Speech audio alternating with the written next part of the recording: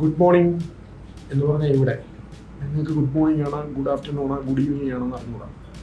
ഇവിടെ good morning. അപ്പോൾ രണ്ടാമത്തെ ദിവസം രാവിലെ നമ്മൾ റൂമിൽ നിന്ന് ഇറങ്ങി എല്ലാം റെഡിയായി. ഇനി ഇവിടുന്ന് നേരെ പോകാൻ പോകുന്നത് തിരുനെല്ലി. കോഴിക്കോട് വഴി പോകണോ അതോ മഞ്ചേരി വഴി പോകണോ എന്നുള്ളത് തീരുമാനം ഇതുവരെ ആയിട്ടില്ല. താഴെ പോയി റിസപ്ഷനിൽ അടുത്തേക്ക് വഴി ചോദിക്കാം. അവർ പറയുന്ന വഴി എന്താണെന്ന് നോക്കിയിട്ട് അത് വഴി പോകാം. എനിക്ക് തോന്നുന്നു മഞ്ചേരി വഴി പോകുന്നതായിരിക്കും എളുപ്പമാണ്. പക്ഷെ റോഡിൻ്റെ കണ്ടീഷൻ അറിയില്ല. ഇന്നലെ നല്ലവണ്ണം ബുദ്ധിമുട്ടി, നല്ല പാടായിരുന്നു വണ്ടി ഓടിക്കാൻ. അപ്പോൾ ഇന്ന് എന്തായാലും നോക്കാം. ഇന്ന് മാക്സിമം നല്ല റോഡ് വഴി തന്നെ പോകാൻ നോക്കാം.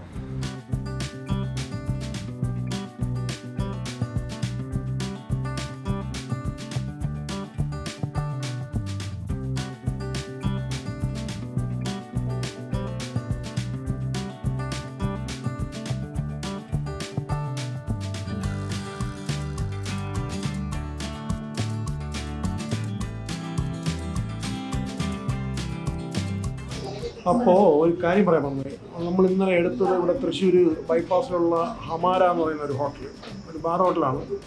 അപ്പോൾ ഇവിടെ ഇവർ നമുക്ക് ഒരു രാത്രിയിലത്തേക്ക് ഒരു റൂമിന് എൻ്റെ 3000 സംതിങ് ഈടാക്കി. അത് കഴിഞ്ഞ് നമ്മൾ 4 പേരായതുകൊണ്ട്, പിള്ളേരടക്കം 4 പേരായതുകൊണ്ട് ഒരു സ്യൂട്ട് റൂമാണ് എടുത്തത്. അപ്പോൾ അവർക്ക് നമ്മൾ രാവിലെ പോകുന്നതായിട്ട് ഞാൻ ചോദിച്ചു അവരുടെ ഈ ബ്രേക്ക്ഫാസ്റ്റിൻ്റെ കാര്യം ചോദിച്ചു. അപ്പോൾ ബ്രേക്ക്ഫാസ്റ്റ് 7:30 മണിയാവും എന്ന് പറഞ്ഞു. അപ്പോൾ ഞാൻ പറഞ്ഞു ശരി, അങ്ങനെയാണെങ്കിൽ ബ്രേക്ക്ഫാസ്റ്റ് വേണ്ട, അതൊന്നും നിങ്ങൾ ഈ താരിഫിൽ കട്ട് ചെയ്യാൻ പറഞ്ഞു. താരിഫിൽ കട്ട് ചെയ്യാൻ പറഞ്ഞപ്പോൾ അവർ കട്ട് ചെയ്തില്ല. ഇപ്പോൾ രാവിലെ 7 മണിക്ക് 7:30 മണിക്ക് നമ്മൾ ഫുഡ് കഴിക്കാം എന്നുള്ള എണീറ്റപ്പുറത്ത് ലേറ്റായി. അപ്പോൾ പിന്നെ കഴിച്ചിട്ട് പോകാന്നുള്ള രീതിയിൽ ഇപ്പോൾ വിളിച്ചപ്പോൾ അവരുടെ ഭാഗത്തു നിന്നുള്ള മറുപടി എന്ന് പറഞ്ഞാൽ വളരെ ഒരു വേണമെങ്കിൽ കഴിച്ചിട്ട് പോകണം, കഴിക്കായിരുന്നു അത്രയും നല്ലത് എന്നുള്ള രീതിയിൽ. അപ്പം നിങ്ങളിപ്പം വേണമെങ്കിൽ നിങ്ങൾക്കിപ്പം കമൻ്റ് ഇടാം, ഓൺലൈൻ എടുത്തുകൂടി, ഓൺലൈൻ എടുത്തു കഴിഞ്ഞാൽ ഈ ഓപ്ഷൻ ഉണ്ടല്ലോ എന്നൊക്കെ. പക്ഷേ ഓൺലൈൻ എടുക്കാത്തതെന്ന് പറഞ്ഞാൽ നമ്മൾ ഇന്നലെ ഇവിടെ അടുത്ത് വന്നിട്ട് ഇന്നലെ നല്ല ടയർഡായി, കിട്ടിയ ഹോട്ടലിൽ കയറി കിടന്ന് ഉറങ്ങി. അതാണ് സംഭവിച്ചത്. എന്നാലും കുഴപ്പമില്ല, ഉള്ളത് കൊണ്ട് ഓണം പോലെ. വെളുപ്പാങ്കാലം 7 മണിക്ക് എണീറ്റ് നിൽക്കുകയാണ് ആൾക്കാർ. അതിൽ പാത്തുവാണ് മുൻപന്തിയിൽ.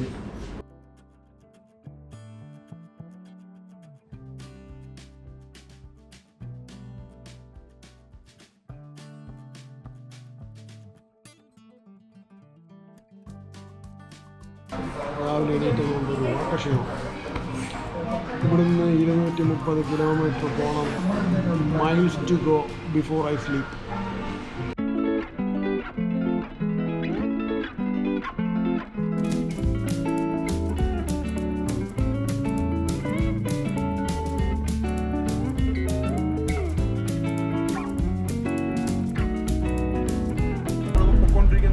കോഴിക്കോട് ഹൈവേയിലാണ്. ഹൈവേ പക്ഷേ നമുക്ക് ഹൈവേ നല്ലോണം കാണാം, അതുവഴി ഓടാൻ പറ്റുന്നില്ല. അതൊരു വലിയ പരാതിയാണ്. വിഷമം തോന്നുന്നു. ആ റോഡ് വഴി പോകാൻ തോന്നുന്നു. ഇതൊക്കെ പൂർത്തിയായി വരുമ്പം ട്രിവാൻഡ്രം ടു കാസർഗോഡ് 9 മണിക്കൂർ കൊണ്ടെത്താൻ പറ്റും. ഇന്നത് 3 ദിവസമായിട്ട് എടുക്കേണ്ടി വരും പോവാണെങ്കിൽ ഈ കണ്ടീഷൻ.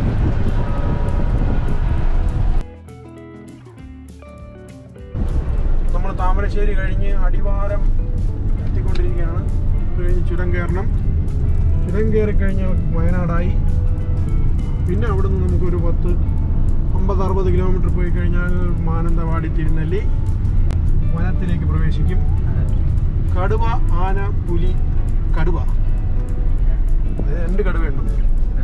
GPS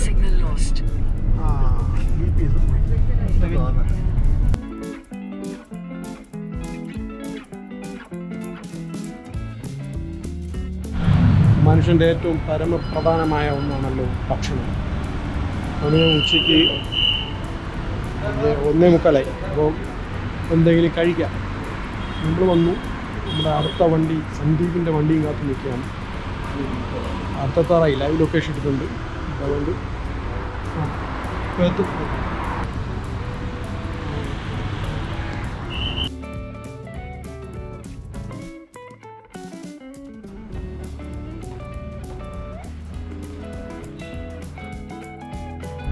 അങ്ങനെ ഒടുവിൽ നമ്മൾ ചുരം കയറി തുടങ്ങി. ചുരം, താമരശ്ശേരി ചുരം അഥവാ ചുരം.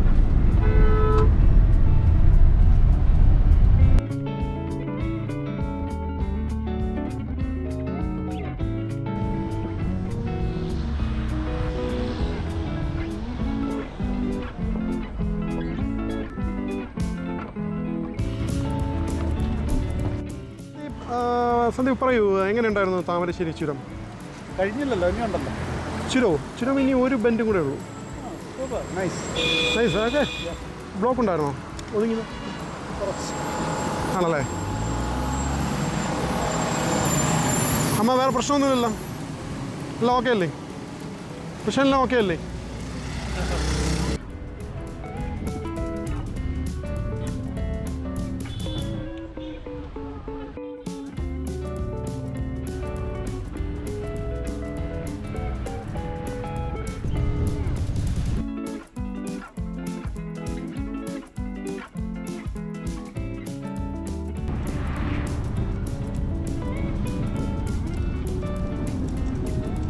നമ്മുടെ യാത്ര കാട്ടിക്കുളത്തെത്തി.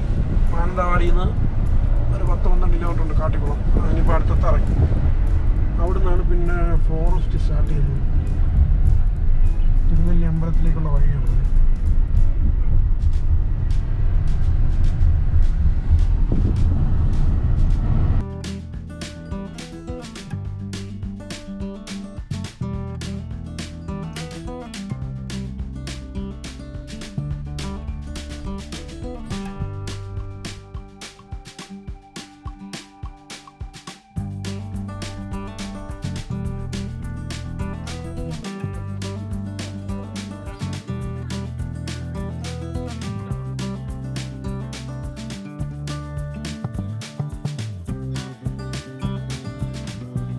അപ്പോൾ അടുത്ത ദിവസം, അതായത് നമ്മൾ യാത്ര തിരിച്ച് 3-ാമത്തെ ദിവസം രാവിലെയാണ്. സമയം ഇപ്പോൾ 9:30 എല്ലാവരും ഇറങ്ങിയിട്ടുണ്ട്. നേരെ പോയി ബ്രേക്ക്ഫാസ്റ്റും കഴിച്ചും കൊണ്ട് നമ്മൾ തിരുനെല്ലി അമ്പലത്തിലോട്ട് പോവുകയാണ്. അപ്പോൾ അമ്പലത്തിൽ പോയി അവിടെ തൊഴുതിന് ശേഷം ഇവിടെ കൊണ്ട് കറങ്ങണം. അത് കഴിഞ്ഞ് പൂളിലൊന്ന് ഇറങ്ങണം. പിന്നെ അത് കഴിഞ്ഞ് എൻ്റെ ഒരു സുഹൃത്ത് വരുന്നുണ്ട് കോഴിക്കോട് നിന്ന്, അദ്ദേഹത്തിന് മീറ്റ് ചെയ്യണം. അത് കഴിഞ്ഞതിന് ശേഷം പിന്നെ ഇപ്പോൾ എന്താണ് പരിപാടി അതുപോലെ ഒന്നും പ്ലാനൊന്നും ചെയ്തിട്ടില്ല. നമ്മളിവിടെ തങ്ങുന്ന റിസോർട്ടിൻ്റെ പേര് അഗ്രഹാരം എന്നാണ്. എല്ലാവർക്കും അറിയാം, വയനാട് തിരുനെല്ലി എന്നിട്ടുള്ള എല്ലാവർക്കും അറിയാൻ പറ്റും അഗ്രഹാരം റിസോർട്ട്. ആ കാണുന്ന ആ പൂളിലാണ് നമ്മൾ ഇറങ്ങാൻ വേണ്ടി പ്ലാൻ ചെയ്യുന്നത്. ഉണ്ടാ അടുത്തൊന്ന് കാണിക്കാം. അത് പൂളിനപ്പുറം ഒരു വയലാണ്. വയൽ കഴിഞ്ഞതിന് ശേഷം ഫുള്ളും അങ്ങോട്ട് ഫോറസ്റ്റാണ്.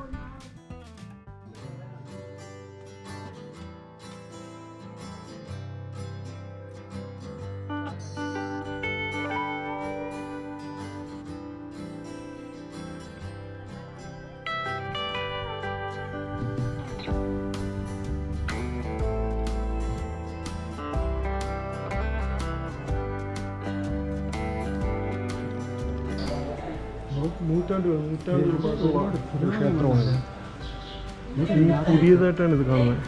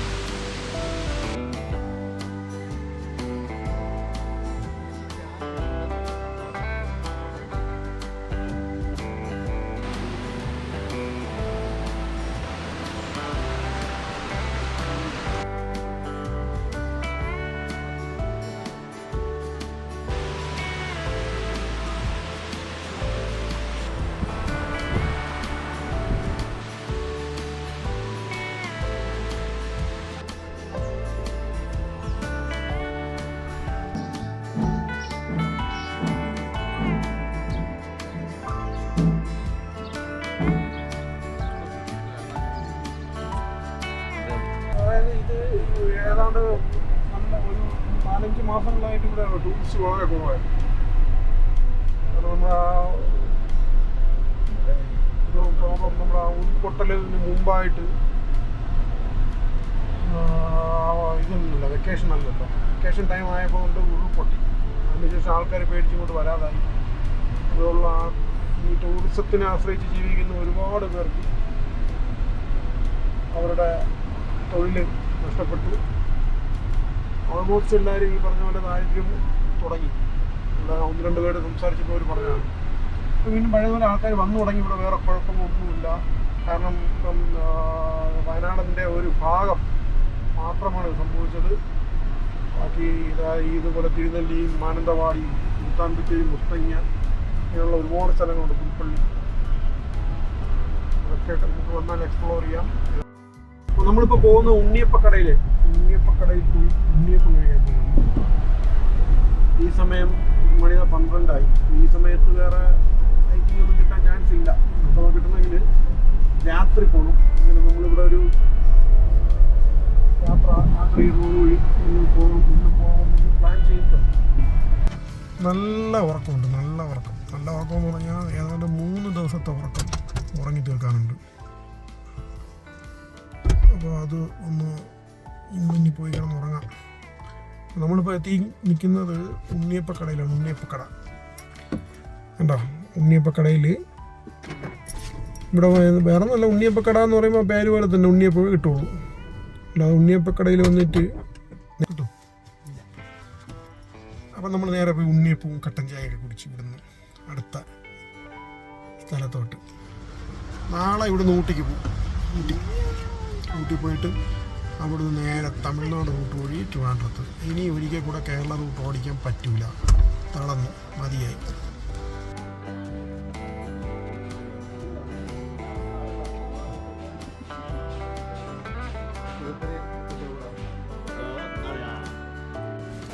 ഒരു ബാസ്ക്കറ്റ് ഉണ്ണിയപ്പം വന്നാൽ മാത്രം ഓർമ്മയുണ്ട്. ഇത് അങ്ങോട്ട് അറ്റായിരിക്കുന്നവൻ 5ാമത്തെ ഉണ്ണിയപ്പം വീട്ടിലാണ്. ഒന്നും കഴിക്കാത്ത പാത്തു. എങ്ങനെയുണ്ട് ഉണ്ണിയപ്പം? ഇവിടുത്തെ നിന്ന് പറ, നീ ഫ്രെയിം ഔട്ട് ആയിക്കോളൂ.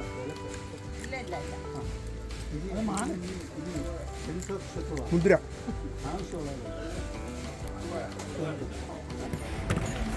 ഇതാണ് ഇവിടുത്തെ ഹൈലൈറ്റ്. പൊടി വന്നത് മാത്രം ഓർമ്മയുണ്ട്. ഇപ്പൊ തീരും. അതിനിടയിൽ എല്ലാവരും കഴിച്ചോ. കട ഒരുപാട് വർഷമായി. അത് 60 വർഷം കഴിഞ്ഞു. 60 വർഷം അറിയാം. രാവിലെ 6:00 നടത്തും. പിന്നെ ആട് വരുന്നവരെ എപ്പോൾ കഴിയുന്ന അത് വരെ. ഇവിടെ മൃഗങ്ങളുടെ ശല്യം ഉണ്ടോ? ഇത് ആനയൊക്കെ വരും. ആന ഇറങ്ങാറുണ്ടോ?